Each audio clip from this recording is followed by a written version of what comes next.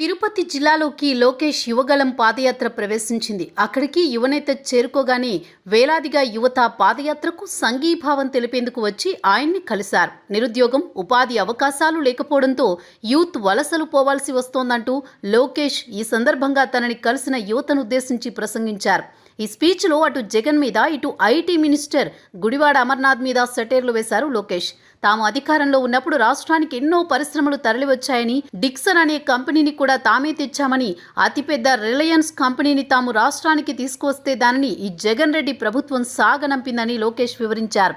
ఇక స్థానికంగా దశాబ్దాలుగా ఉన్న అమర్ రాజా కంపెనీని కూడా ఇబ్బందులకు గురి చేసి పొరుగు రాష్ట్రానికి జగన్ సర్కార్ తరిమేసిందని లోకేష్ అన్నారు.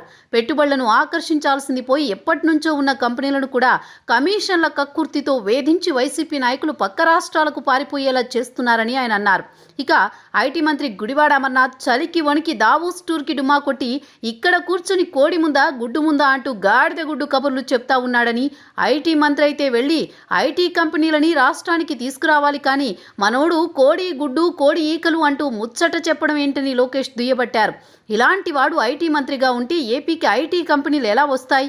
అందుకే గుడివాడ అమర్నాథ్ న్యూడిల్స్ బండ్లు, మటన్ చికెన్ షాపులు ఓపెనింగ్ చేసుకుంటూ ఫోటోలకు ఫోజులు ఇస్తా ఉన్నాడంటూ లోకేష్ సెటైర్లు వేశాడు.